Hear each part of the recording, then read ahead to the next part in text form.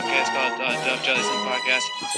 He probably doesn't remember this at all. Yeah, report together. It's easy. This is kind of real. I pull shit. And so it's really cool to get to be a part of that. Hey, you know how it is, Bill. Hey, when you now tune into the biggest ever. We're not here just to take part. We're here to take over. I don't remember that. That's crazy. What's up, everyone? We're back with another episode of Jellison Podcast. Today, a very special guest, the head coach and AD of the Jacksonville Athletic Academy and an 8-year NFL vet, Nolan Carroll. Nolan, how are you? I'm doing well, man. How you doing? I'm doing great. Thank you so much for coming on. The timing worked out perfect with all the madness that's going on in the league right now. I mean, what have you made of some of the announcements just today? I know you're out and about, so I don't know if you've had a chance to see any of them, but like some of the big ones, like obviously Amari Cooper getting traded to the Browns, and then them cutting Landry, the Chargers signing J.C. Jackson, trading for Khalil Mack. I mean, on top of all the quarterback stuff. So what's your thoughts kind of been on what we've seen the last few days? Yeah, I think what you're seeing is teams just really going all in, just knowing that the timing is right. And if you look at it, they're making trades like this, big trades, and I'll start with Denver trading for Russell Wilson. They know that they have a young team and they just need that one last piece, which has been quarterback. And they struck out with Teddy Bridgewater and Drew Luck, so they're just like, look, we need a veteran, experienced guy that can take us there, similar to Peyton Manning, what they did. And just having that experience those guys had last year, just with trial and error and still being competitive in their conference, they just said, look, we're just going to go all in. And that started a ripple effect, because now the Chargers like, well, we got to do the same thing. So let's go and get Khalil. Let's sign J.C. Jackson, who's a Terp. So they're just really spending money. My bad about that. So they're just really spending money. And they're saying, look, we got to be competitive. Everybody's just trying to be the top dogs, which obviously in the AFC is the Chiefs and the Bills. And then if you look at the NFC, well, now with Brady being back, you say the Buccaneers and also the defending Super Bowl champs, the Rams. So everybody's trying to compete against them. So they're trying to reload. And then you have other teams that are just trying to retool. They're straight by last year, and they're just trying to make it work for this upcoming year, whether it's through free agency, because it just happened, the first day. So whether it's free agency or the draft, they're still slowly just trying to build their team the right way. But as you just see, it's a ripple effect. And I think it just really started with Denver, and what they told the rest of the league was, hey, look, we're trying to win right now, similar to what the Rams did last year. And that's what you're seeing this year. So it has been crazy, but at the same time, it's one of those things that's cool, because you're really starting to see, at least from my perspective, when it comes to players, is guys are getting paid. Guys are getting paid. Some guys get what they deserve. Other guys, it shocks me, like Christian Kirk getting as much as he did, So it just is what it is. But you're seeing what the league is about, and it's really about win now. We have to win now. We got to find some way to win now to be competitive, and that window that we have of guys that are talented still. Let's just try and make a run if we can, or at least win our division. Yeah, and I mean, you can even go back. I think what kind of spurred the Broncos trade was Rodgers saying he was going back to Green Bay, because I saw a report that kind of said that he was down between like retiring, going back to Green Bay, or going with Hackett to Denver. Yeah. I don't know how true that is, obviously, but I mean, he announced he's coming back. Russ, 30 minutes, an hour later, that trade goes down. And then Brady's sitting on the couch. He's like, yeah, I'll come back. I'm a Colts fan, so I grew up hating Brady. And now I'm like, all right, hey, he's great. He's the GOAT, as much as I hate to say it. But finally we got rid of him, and now he's coming back he's just superhuman. It's ridiculous. It is. And I think it was premature, him saying he had to retire. I think because the Buccaneers wanted to figure out what their next moves were, instead of giving him the actual time to just, take it and reflect. I think it was one of those things where when the news leaked out, I think it was before they played the Rams, or 2 days before they played the Rams. And then after that, it was like, well, what's Brady going to do? He's been talking about retiring. And I think that put pressure on him to say, you know what, maybe it is. But what ended up happening was that match Sunday, Manchester United and Tottenham Hotspur, he saw Ronaldo, a 37-year-old machine, go off against some 20-year-olds. And you could tell, because if you were hearing the commentators, they were talking a lot about Brady. It became more about Brady than the actual match itself. You know, you saw Ronaldo doing great things, but when they kind of said maybe he's thinking about coming back, and sure enough, that's what ended up happening. But I think it was that catapulted him to think, you know what, I still got it in the tank because I know I still have a lot to prove. I was one game away realistically from getting into the Super Bowl, 2 games, something like that. I was 2 games away with barely any weapons. You got to remember who he didn't have. He didn't have Godwin. He didn't have Antonio Brown. You know, his line was banged up. Defense was, they did what they could, but man, at the end of the day, he didn't have his weapons. So just imagine him having his weapons, you know, retooling and feeling refreshed to come back and get it again.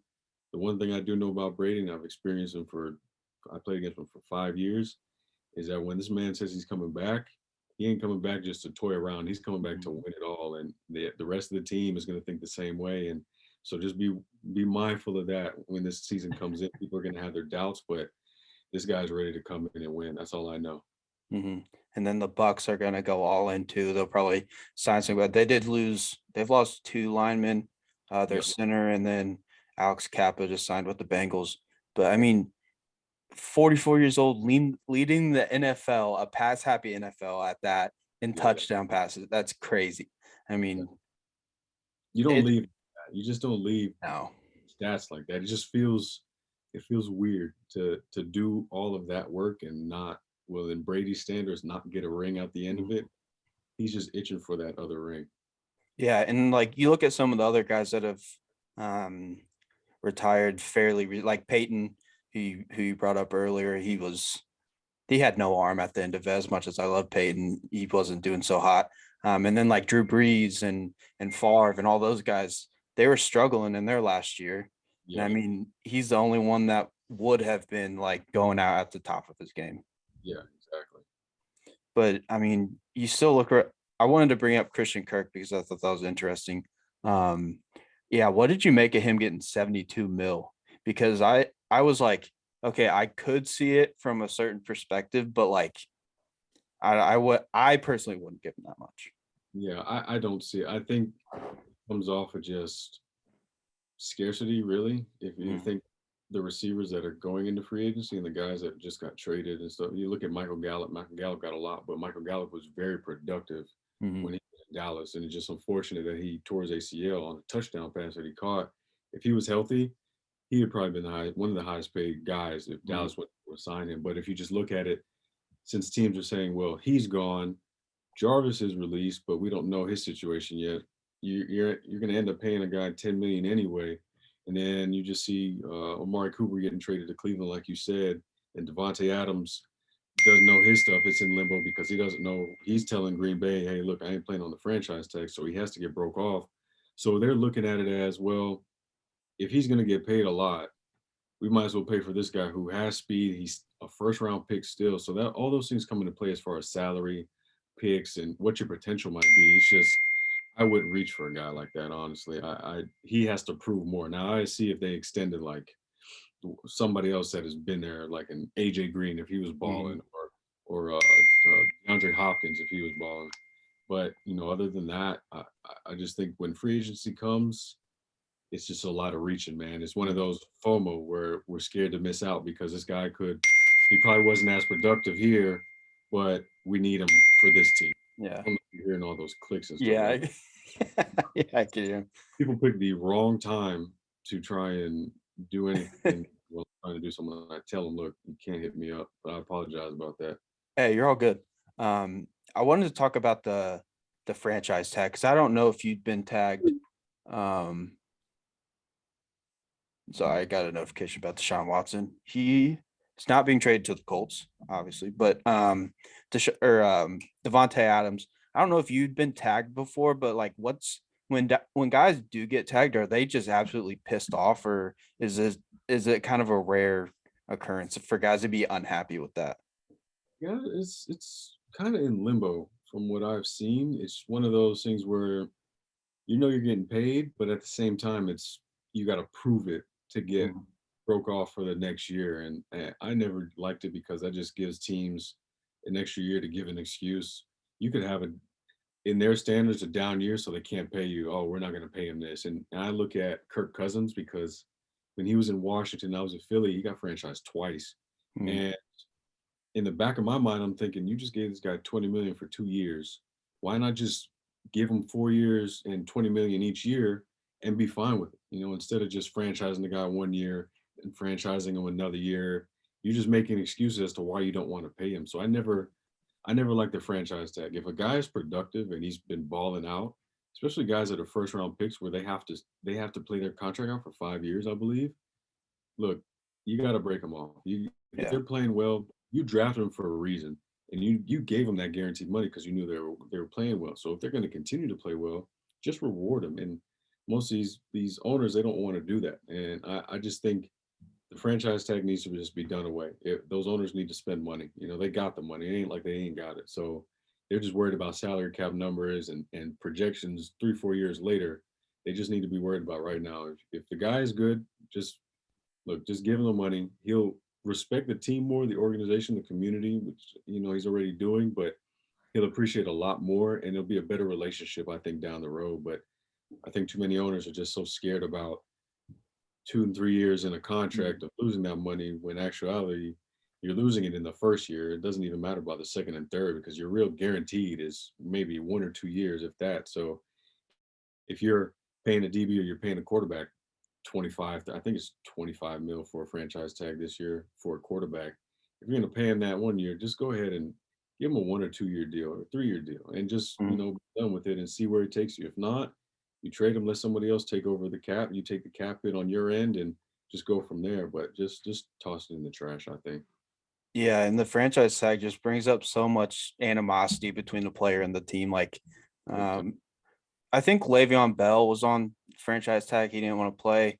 I know he kind of, I don't want to say fell off, but he went to the Jets and didn't produce as much. Another guy that, I mean, it's close to me, obviously, with the Colts is Carson Wentz, one of your former teammates. What do you think of that trade, him going to Washington to be with the Commanders? Yeah, I just think, it's one of those things where, first of all, Carson's a hell of a player, hell of a man, hell of a person, and he's a high character guy. So I saw what he said, I think it was yesterday or day before, thanking the fans, thanking the community, and how much he's grown. I just think, he has a bad rap as a quarterback. I think he's still very good, very talented. At times, he just feels like he has to do it all, and that's his rookie year. And it was just unfortunate because he always puts the team first. He always puts people first. He's never about himself.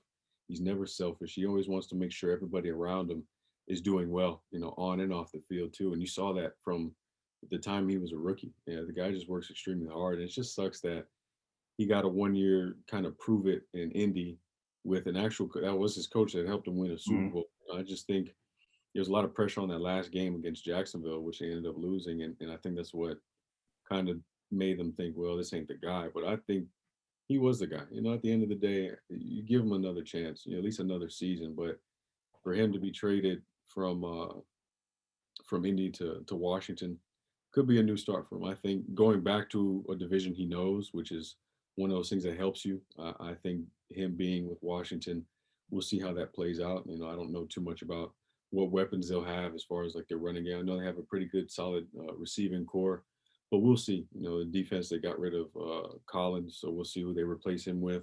But their front line, their front seven is actually pretty decent. I'm very impressed with them.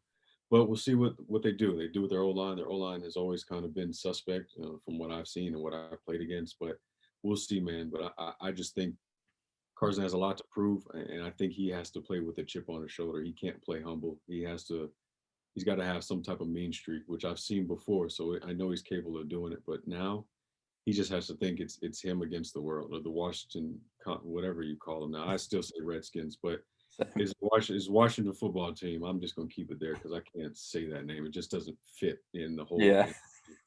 But I just think he should just go in with a chip on his shoulder and just win that division, man, and get to the playoffs. Get back to the 2017 Carson that should have won the MVP, before he tore his ACL. Yeah, and I mean that division's kind of in limbo with the Cowboys. I mean, they might trade Cooper, Lyle Collins, and someone else. I forget who. Maybe it's Marcus Lawrence. They're having some issues with in terms of the money and make restructuring his contract and everything like that. And then Philly, I think they're kind of up in the air too because they have Jalen, but they don't have a whole lot of weapons around him. I mean, Washington's not a bad spot for him because you got Terry McLaurin, who I think is one of the most underrated wide receivers in the game. He's really good. He's an indie guy, by the way. You got Curtis Samuel, and then Ohio State guy, right? Mhm. Yep, that's right. And then Logan Thomas, who's a really good tight end. Maybe not in like the top 5 or like Kittle and Kelsey and all those guys, but he's still solid. He'll get there. What happened with him? He was having a decent year until he didn't know what it was, but he ended up tearing his ACL. He partially torn, but he was starting to come into his own. Like I said, he was a backup. He really got drafted as a quarterback. He's a guy he took, so I remember him. So he'll eventually get like what's a guy in Oakland? I forgot his name already. The tight end, Darren Waller.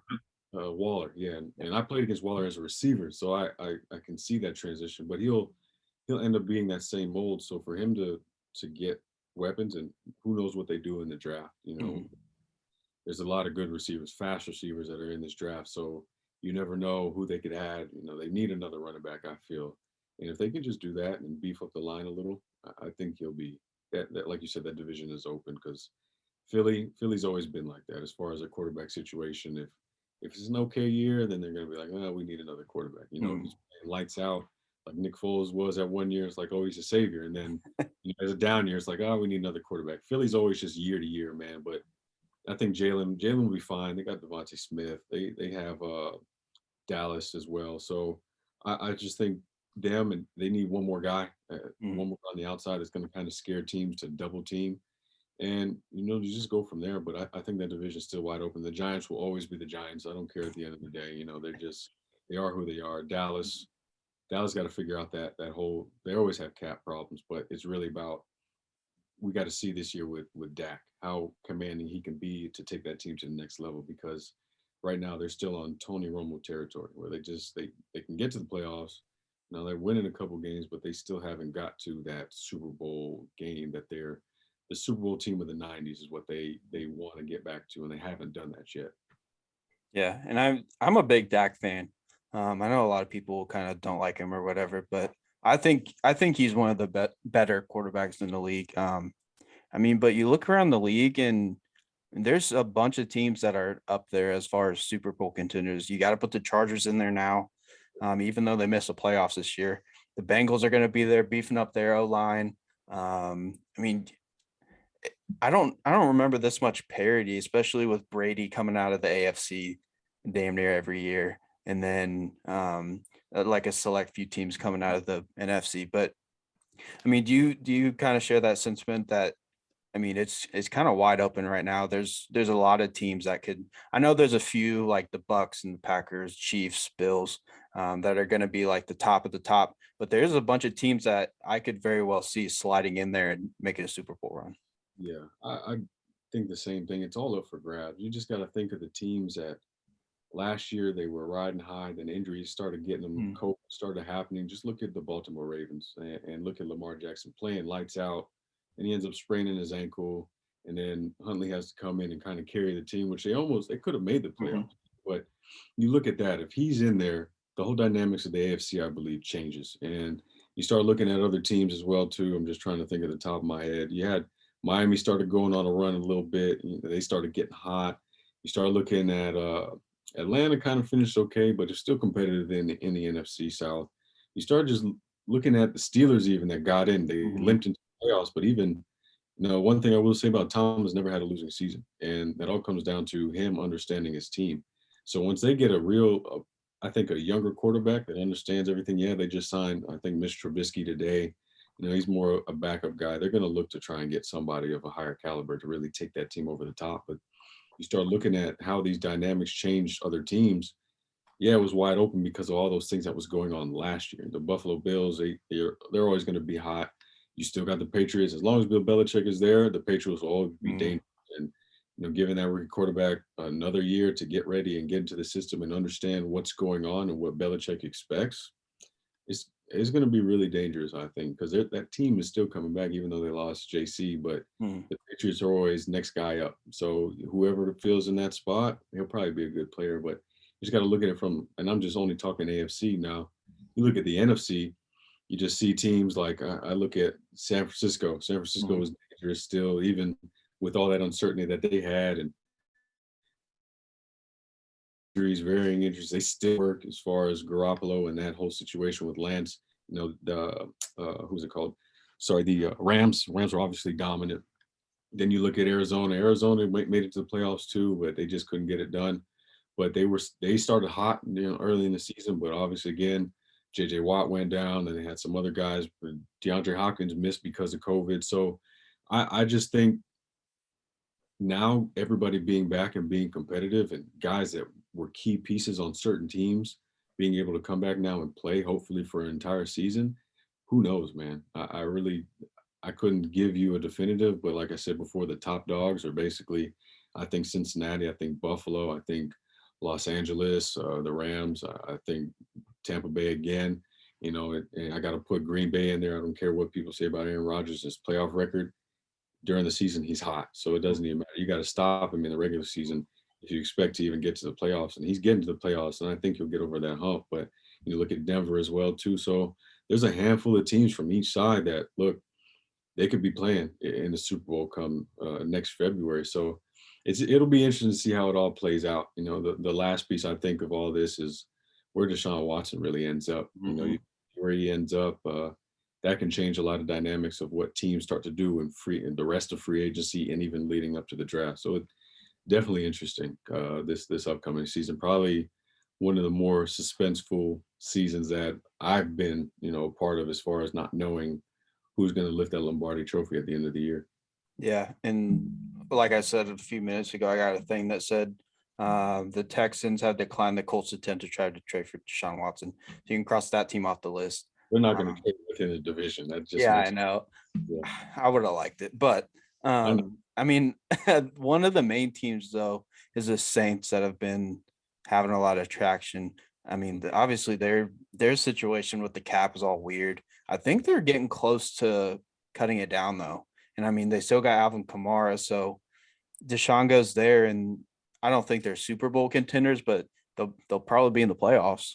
Yeah. And look what they did last year, even with Jameis, and then if he didn't get hurt, I think they would have made the playoffs. Yeah. He was primed for that. And I think them knowing that in a sense, if they do get Deshaun, at least they know, look, if we sign Jameis back, Jameis was comfortable being a backup to Drew Brees. He got to learn a lot, and him probably still rehabbing. Maybe they bring him back and allow Deshaun to do what he does, but the Saints are going to have weapons. Now, the one wild card here is Sean Payton. Maybe he gets a little inclination to come back because Brady's back and now he gets that competitive juices flowing, but they got to see who they're going to get. They got to see who they're going to replace him with, because I don't think you haven't heard about it as far as like coaching. I don't even think he's really fully committed to retiring yet, even though reports have come out a couple months ago. So it's just interesting to see, because that changes the whole dynamic of a team too, because I think Sean Payton's a genius when it comes to offense in his mind. And then Dennis Allen on the defense. That defense kept them in a lot of games, and you saw what they did to Brady, shutting him out for the probably first time in his career. So they're capable, and I just think that they just got to tweak some things, like you said, cap situations. But the one thing I do know, and Mark Ingram's one of my buddies, and that team is a close-knit team. And Malcolm Jenkins is another guy that I played with as well as one of my buddies. They just care about each other. The way they can get it done, they'll get it done. So I don't think the cap will be as much of a problem as far as understanding what their identity is as a team and knowing if Coach Payton is going to even come back. Yeah, I saw that he wants that Dallas job. That if McCarthy got fired, he was going to go there. But yeah, I mean, who knows? Honestly, yeah, maybe next year. But if I were him, I would play it out one more year, because it just makes sense to do it, man. Don't leave like that when you have unfinished business. I feel it's one thing if you lost a hunger for it, but it's another when you're still capable. And he was another guy. COVID got him too, so he had to miss time where he couldn't be on the sideline with his team. So it's just really, that played a lot of factors into guys deciding what to do and how to do it, from now going forward. But if, speak about it, if they just understand how to be better with the protocols as far as knowing what definitives are, I think that'll help guys. I don't think you would have seen as much of this calamity if they knew better about what to do and how to do it, and what the guidelines were and precautions, and keeping guys isolated from their whole team. It just messed it all up. So I think they need to have something better where everybody understands the guidelines, which the NFLPA has to do a better job of. But they're slowly but surely, they'll get it done. But the NFL works slow when it comes to things off the field. I think they might be getting rid of them, because I know at the combine, those guys were not happy. They were going to have to be in a bubble. And they said, hey, we're just not going to go. And the NFL's like, all right, well, we won't do that. But yeah, I mean, I feel like the common theme, though, amongst all these teams that we're kind of talking about is they all have stud quarterbacks. For you as a DB, I mean, is it weird to see this new generation of stud quarterbacks come in the league and set it on fire?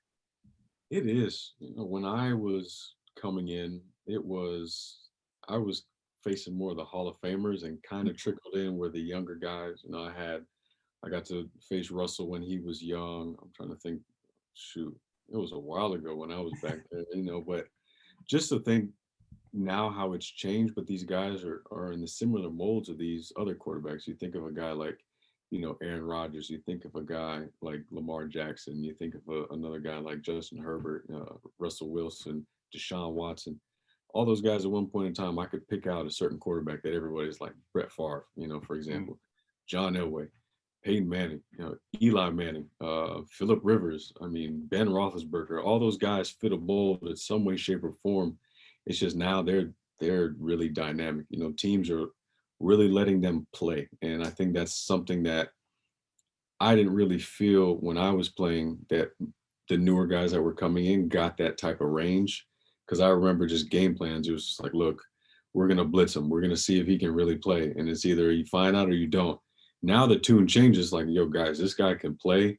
Let's see what he does first, and then let's kind of make our game plan go as he goes. And you're starting to see that. Not many teams are really being as aggressive early on in games unless they know something. They want to see, and most defense coordinators sense it. Like, oh, this guy's a real deal. Let's not do anything too harmless, because this is a passing league now. You can barely touch receivers.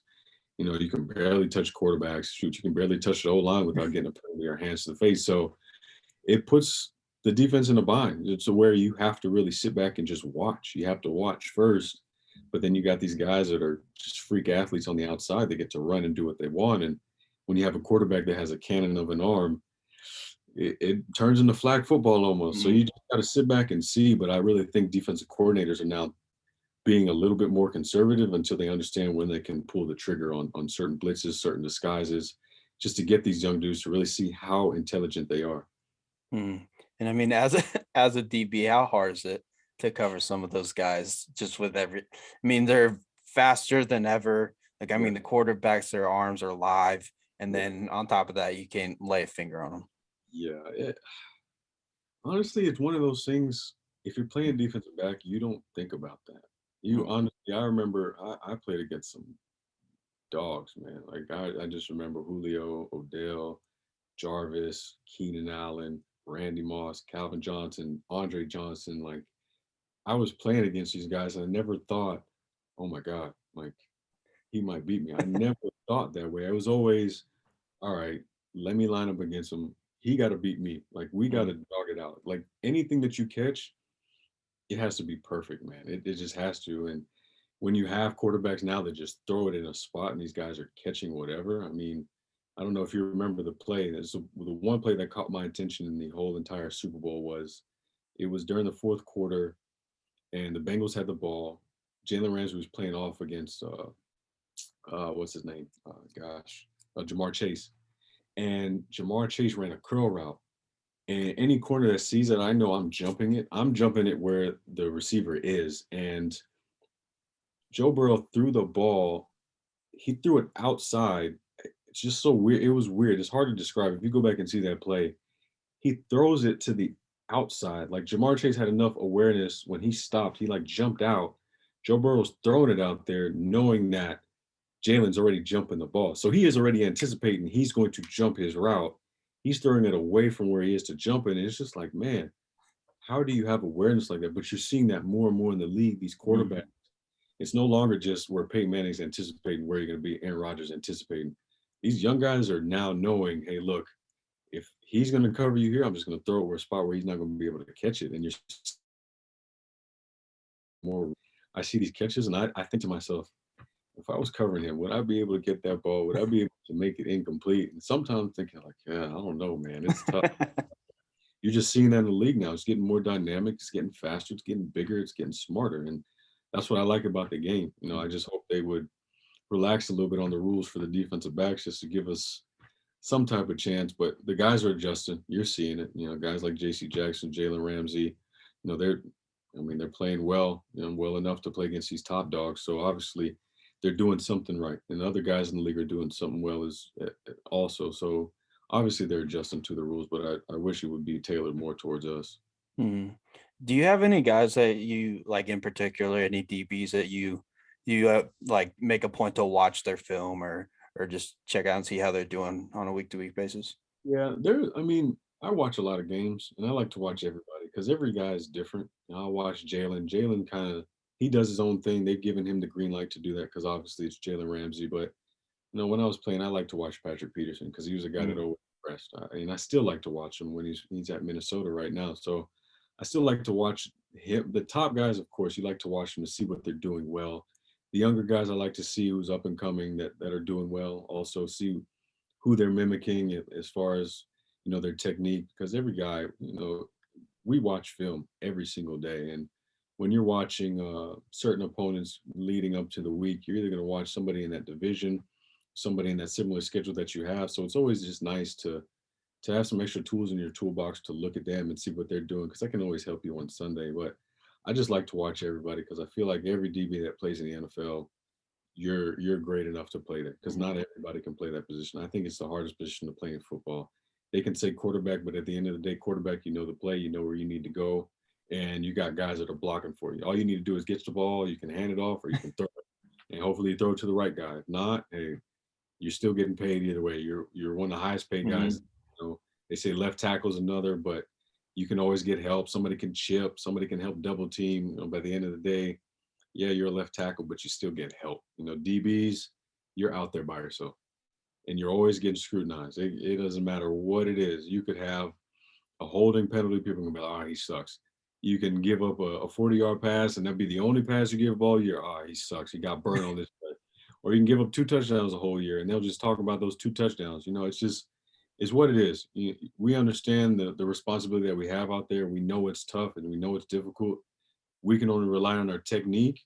We can only rely on that pass rush to somewhat get there. If they don't get there, look, we got to hold up for 4 or 5 seconds. If not, it's going to be a long day for us. But I think it's just the hardest position to ever play in football because your back is turned and you're really in the unknown and you're getting more scrutiny than anybody else would in the NFL. So it's just one of those where you embrace it. But bar none, it's the hardest position. Yeah, because you guys have to react to probably the best athletes in terms of like physical abilities and speed and all that stuff on the field. So, I mean, you guys are in a kind of a lose situation. Did you have anyone like early on in your career? I know you said like Randy Moss and Calvin, you played against that they just gave it to you. Yeah, let me go back and think. It was one game, I believe. Man, it was Julio by far. My biggest thing with Julio was this. That's when he was like the pinnacle of all receivers, like the top, like always having 100 yards and like 2 touchdowns every single week. My responsibility, I remember when I was in Miami, was look, let me just hold him to under 100 yards and no touchdowns. Let me just try and do that. I don't care if he has 98 yards. Guess what? I held him to 100, under 100. And that was one of the things that we did at that game. Brett Grimes, it was on one side, I was on the other. We didn't travel. It was just like, look, if he lines up on your side, just hold it down. If he's on my side, I'll hold it down. We're just like, all right, let's just do it. We held him. I think it was the only game that year, maybe 2, where we held him to under 100 yards and no touchdowns. But man, when he caught fire, it was just like, God, just hold on, man. That's all you got to do is just hold on. But it was another time when I was in Philly, I was good with him. Like I was covering him the first quarter, and then the second quarter, man, I was like, I didn't say it, but I was just like, yo, one of my safeties needs to lean at least to my side to give presence to Matt Ryan because this guy you can just tell, man, those dudes are just different. But he was a guy that, and he gave it to everybody. He was just the guy that always gave me fits. And then the next guy, I believe, it was Andre Johnson. I never knew how, as young as I was in my career, I always got matched up on him. When we played Houston, I would always just see number 8. And I'm like, yo, how did I get on this guy? It's cool because Yeah. it's one of the guys that I watched when I was growing up in Miami, and then early in his career. But it's just cool that I was lining up against him. But at the same time, I'm just like, yo, dude, you're a monster, man.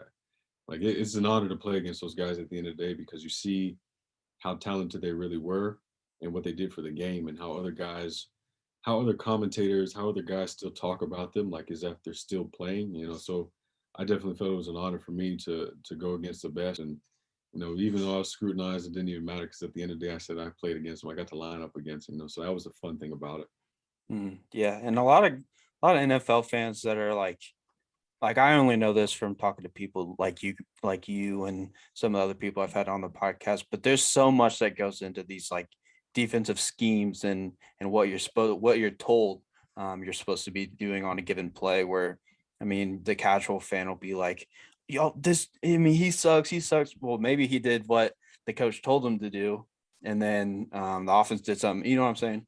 Yeah. Well, I mean, you got to think about it too. Those guys get paid. So, Yeah. and it's funny because I was just talking to my dad about this like 2-3 hours ago, and sometimes those guys just make plays, man. That's what they're there for. That's why they're out on the field, is because they make plays like that. And a casual fan can't sit there and say, "Oh, this guy sucks," because look, at the end of the day, if we put you out there, would you do it?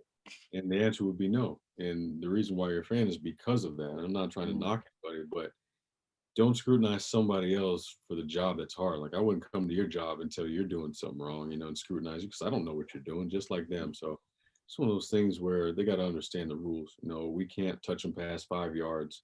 If we do, it's a penalty, which hurts our team as far as scheme wise goes. And as the game progresses, we don't want to give up points. We don't want to give up free points. And just alluding back to what you were saying about scheme, there is a lot that goes into a scheme. As far as a corner, I know if there's any type of zone, if I'm playing zone coverage, the first thing I like to do is communicate. I like to look at the entire formation. If it's 2 receivers to my side, I look in the backfield. There's only one back. I know there's 2 receivers to the other side. So it's got to be some type of spread. It's got to be some type of doubles left, doubles right. You always tell by the personnel. So if the personnel is 11 personnel, I know there's 3 receivers that are out there, at least 3 wide receivers, and there's 1 tight end. If it's 10, obviously it's 4 wide receivers. If they go 12 personnel or 21, you got to think about that as an extra back, as an extra tight end. What are they going to do here? Is it going to be play action pass? If it's play action pass, well, guess what? The quarterback needs more time to throw. So if he does that, what are the routes? Are they deeper routes? Are they shorter routes?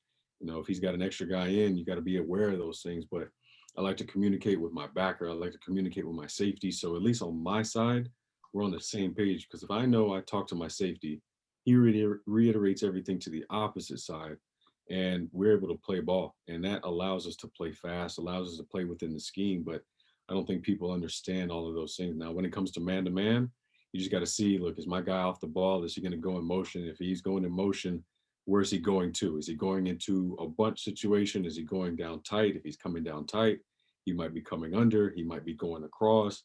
There's just different things that you got to know on defense as a defensive back to anticipate, to allow you to play fast. And like I said, you don't want to give up points in this league, because every point counts, man. You can win 1 point, you can win by 40 points. It all depends on how well you execute your scheme and how you execute across from you when you're competing every single snap.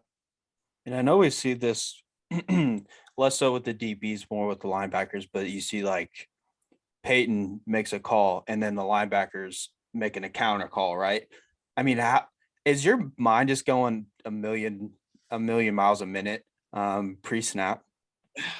It's a little bit like you want the call fast. You want to be able to get the call to know what your responsibility is. And once you get the call, you see the formation, you understand what your adjustments are. So if he's making a check, you can make a check. And that's why you're seeing things happen fast, because you know your rules inside your responsibility. And you know that if he's going to make a check, it's probably something that or there's something that in your rules when your coach was telling you throughout the week, if he checks this or he brings us back to this side, this might happen. Or if this lineman, he's lighter on his fingers, or if this lineman is back, he might be pulling, it might be a pass play. Or, hey, look, if this X receiver is in a cut split, and you look on the other side and that slot split, they're probably cross and pass. If they decide to kill, it might be a run. Alert, it might be a pass. These are the things that and you've done in camp, you've done in preseason, you do in game plans, and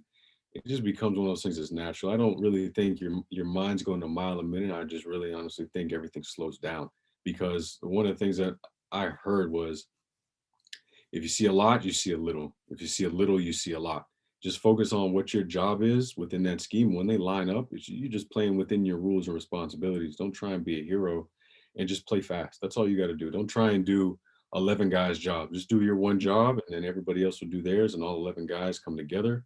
You end up playing very well. How often did you if the quarterback made a check and you guys had talked about that in meetings or whatever, how often were you like, oh shit, all right, I got you, and then you'd go make a play? Yeah, it's funny because in your mind, it's a small voice in your mind that's like, yo, this is coming. This is the play that you saw. And there's another voice in your mind. It's like that angel and that devil on your shoulder. It's like, man, jump it. It's like, I don't know if I want to jump it just yet, because I don't know.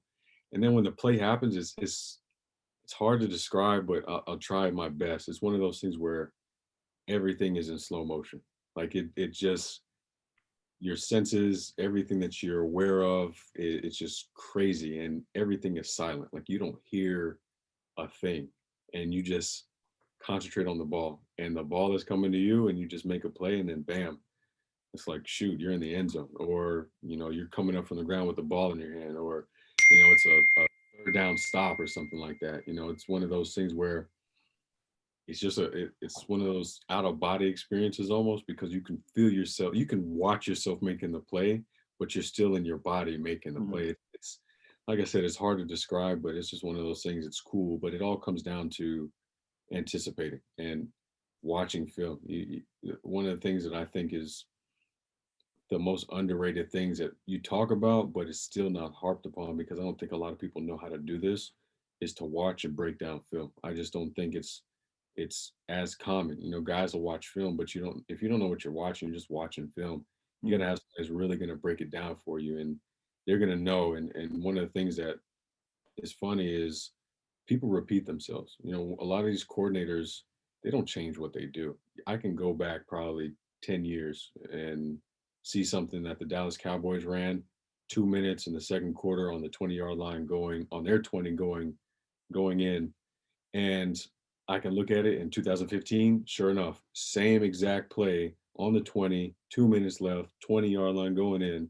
They run the same thing. All curls is what they run.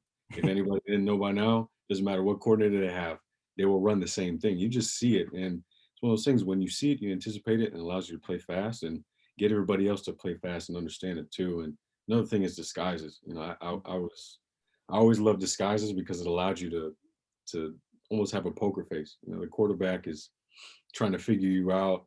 You already know what you want to do. And it's one of those where if you're disguising, you're playing off, and then you're coming down on the cover two. It's one of those where I'll play off at 8 yards. I have my inside foot up, my outside foot back, and it looks like I'm playing zero on my side. It could be a single receiver there. He thinks he's got an easy access throw, snap of the ball. I'm walking down to 5 yards. I'm just playing, I'm free. So if you run a slant, I'm jumping it. If you run a sluggo and you go, I got my safety over top. I'm not worried. I don't care at the end of the day, because I'm anticipating you not knowing that it's cover two. Because I got one safety that's down on the opposite side. I got another safety that's leaning. Guys are showing blitz. He's thinking, oh, I got this. And all of a sudden, bam, pick six. And that's what happens. You see it. So it's more about the mental game that allows you to play faster physically. And it just needs to be taught more. I think the younger it starts, I think the better it will be. And you're seeing it now. I think these younger guys are starting to understand, because they're getting coached by guys that are not that far removed from the NFL. Guys that have retired probably 3-4 years ago are now coaches, and they're teaching these guys similar things that they learned that they're able to use right now. And it was the same for me. I had younger coaches, and I also had older coaches, and all those same things held true. What they told me was going to come. At first, I wouldn't listen. I got beat, and I started listening. I was like, yeah, you know what, you're right. So it's just what it is. It's more about film study. Mhm. Yeah, it's super interesting to hear you kind of break down the game. Let me just say, because I had Cole Toner on. I don't know, you probably don't know him. He was a lineman for the Texans this past year, Sure. and he went to Harvard. And so he's just way above my pay grade. But like the things he was talking about with the offensive line and all that, it's so interesting. And it's something that like me as a fan who didn't really play a whole lot of football growing up, especially to that level. I mean, you really start to appreciate the game and the players a lot more instead of being like, oh, well, he did this, he sucked, you know what I'm saying? Yeah, exactly. But Go ahead. Sorry, my fault. hey, you're good. But like kind of going off that coaching thing you said. I mean, obviously you're a coach now down in Jacksonville. How did that opportunity kind of come to be? Yeah, that one was far-fetched, man. My brother had an idea to create a junior college. And he presented it to me, and he said this, Nolan, you've been in the NFL, you know what it's like. And a lot of these kids from the pandemic, they lost an opportunity to go to school. A lot of them still want to play football. They haven't given up on their dream. So he asked me if I could help run the football team, and I said, yeah, no problem. And we ended up hiring coaches. I hired a head coach, and then all of a sudden he had to step down. He wasn't able to do it anymore. Family complications, stuff was going on. So, all of a sudden it's like, yo, you got a coach. And I'm like, well, all right, I haven't done it before, but let's do it. And it ended up being fun because all I did was take my experiences and just put it into a playbook. I put it onto the field as far as practice, as far as film preparation, game day preparation, all those things. And just looking back on it, I was just like, man, this is easy. This is kind of fun because it's like you're playing a video game. You call the play, those guys execute, and you're like, oh, all right, it works. You call another one, it works again, and you're just thinking, shoot, this is fun. And I never wanted to coach because I didn't want to get trapped in that mold of just being a coach. There was other things that I wanted to do with my life outside of the football field. And, I ventured to do that. And I was fortunate enough for about 4 years to do it, to finally now take this on. And this is something I'm not going to be doing long term, by the way, but just to be able to do it now and get these kids the experience from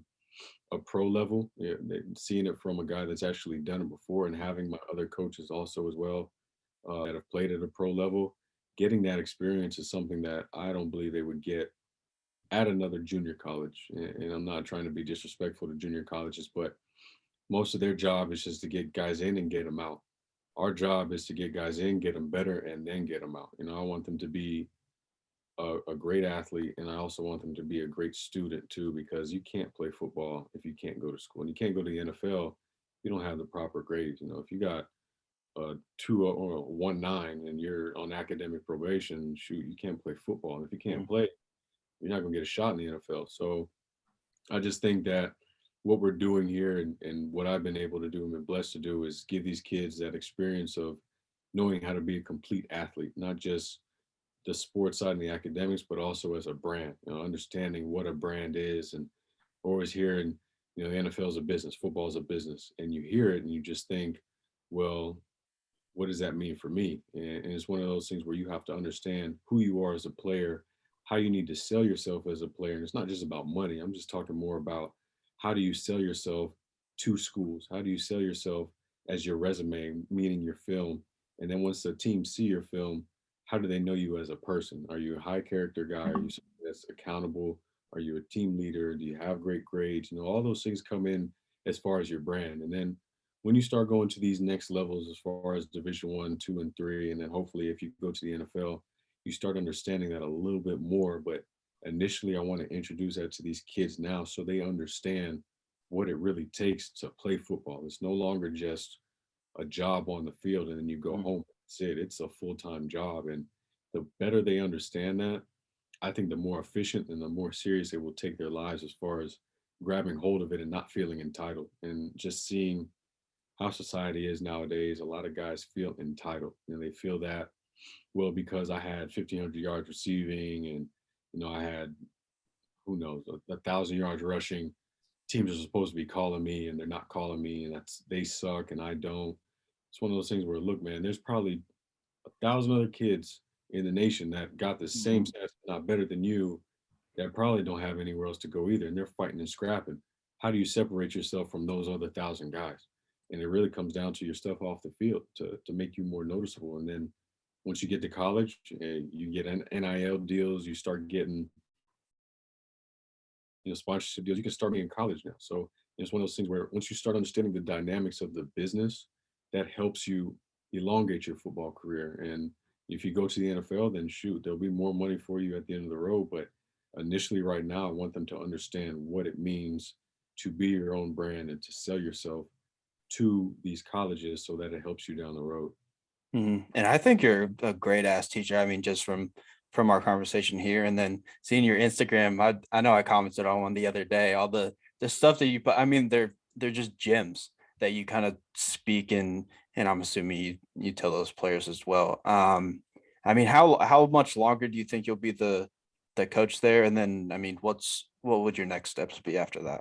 Yeah, maybe another year and see. I have other great coaches that are, under me. It's just more of, do they have the time to do it? 'Cause I have nothing else to do. I'm retired. I have my other business take care of themselves. So I just do this in my free time. It's just one of those things where I was able to do it and I just did it. And I didn't complain about it because I knew at the end of the day it was for the kids and giving them better options that they didn't even have before the season started. But I'm really thinking maybe this year, maybe next year will be my last, but I want to step back and I just want to build the school. We're looking at places right now to actually have a physical location so we can just add sports, and we want to get into women's sports as well. We don't want to just exclude women because I'm a big proponent. If people that see my podcast, majority of my guests have been women, and I feel like women bring another element to the table that I think is underappreciated, and that is their drive, that is their determination. That yes, guys have it, but at the same time, there's some type of inferiority complex that happens to us. But women, when they're confident, bam, they're confident, and I want to be able to help them out as well. And JA isn't just about football. We have basketball. We're going to add women's soccer in 2023 and try and add women's softball as well. We're going to have men's baseball, just to be able to incorporate as many sports as we can to help as many people as we can. But that is the goal for me. I want to be able to grow this thing because right now people looking at it, they're kind of side eyeing like, is this really going to work? But yeah, we already went through 1 year. We had our ups and downs, but we made it work. We showed people we made it work. But at the end of the day, it's all about proof. You got to keep proving to people, because just because you tell them, they're not going to believe you. You just got to continue to show them. You got to continue to stack wins, and eventually they'll believe you. And when they do, by that time, it's like, well, it's already big. I'm already doing these things, and this is the results. Is helping these kids get to schools, and at the same time, we're building something that people never really gave us an opportunity to really be successful in anyway. And, we are actually, my brother brought this up. I think we're the first ever collegiate athletes to ever start our own college. And I didn't even know that, at first. So just something that's another thing we kind of hang our hat on, but it's not something we like to publicize. Cause like I said, it's strictly about the kids and getting those kids somewhere and getting them developed the right way. But for me, it's just about growing the school. And like I said, my other business endeavors, I don't like to mix alcohol with school, but my liquor company is something that I'm really heavily invested in. And my role has grown more. I'm a board member, I'm a senior advisor. So a lot of things I do on a day-to-day basis are really about setting up deals, setting up distribution deals, setting up marketing deals for really the next 24 months. And that's something that people don't see. Everybody just thinks I just sit around and drink liquor all day. I'm just a liquor ambassador. Not at all. I'm doing other things to help the company grow in a way where it benefits everyone. And that's the thing I like about it, is that I'm still able to be in a team atmosphere without putting on the helmet.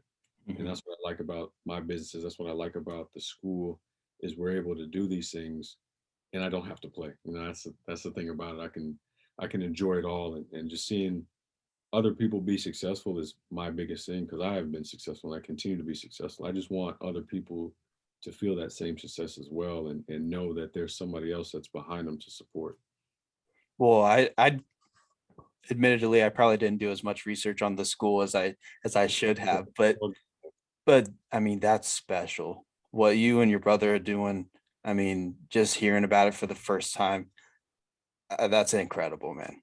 Yeah, thank you. I'm kind of speechless with, I mean, just all that you're doing, and your future plans. And I mean, first of all, congratulations on a successful year, first year.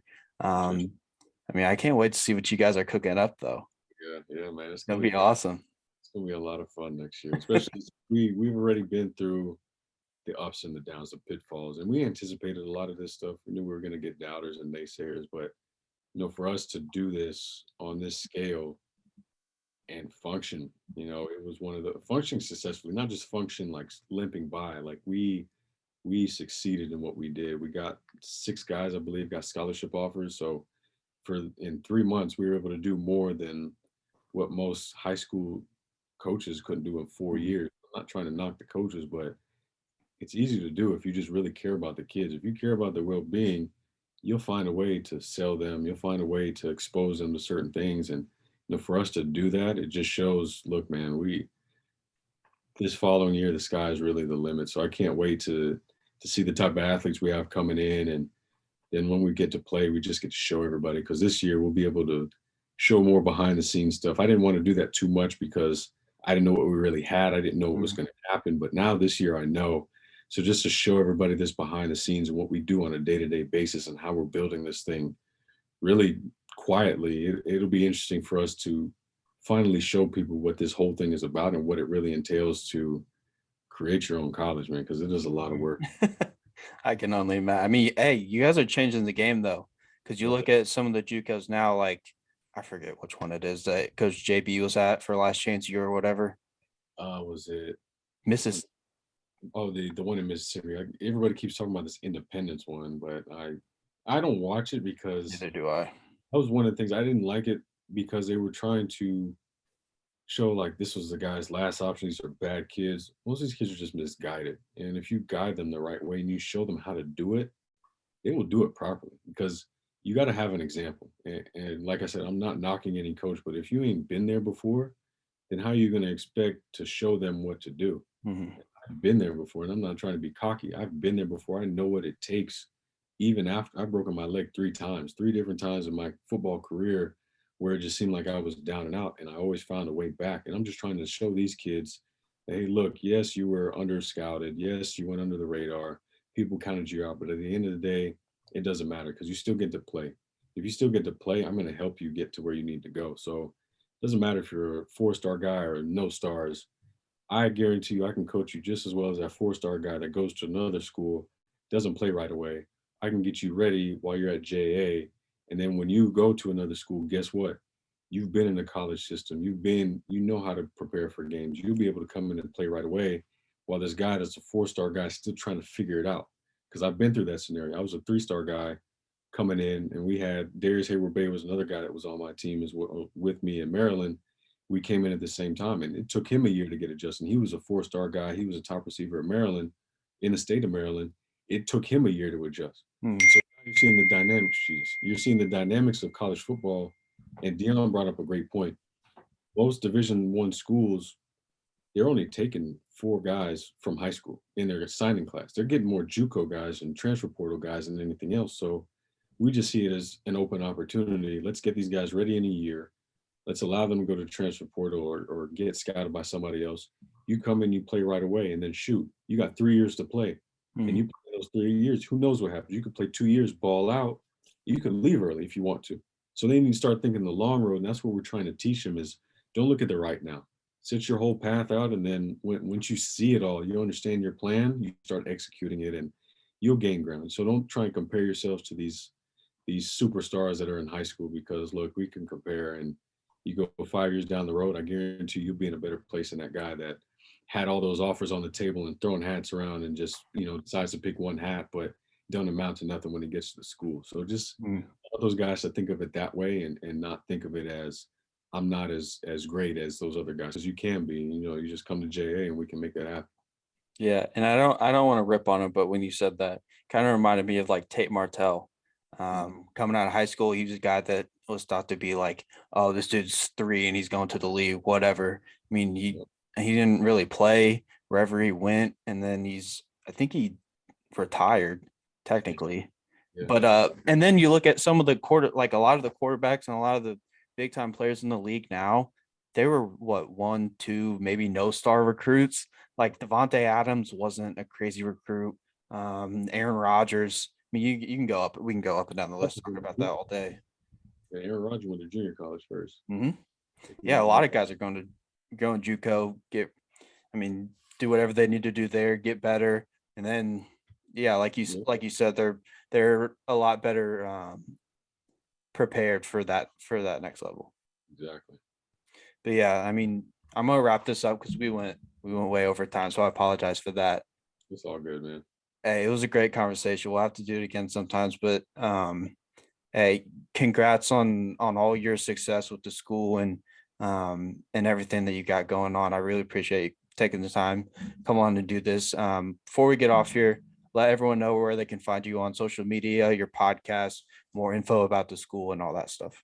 Definitely. Yeah, you can find me on Instagram, Twitter. I just got on TikTok now, so I'm still trying to figure that out. But they're all Carroll City. Has all my handles, CarrollCity. You can go on YouTube and type in Conversations with Carroll.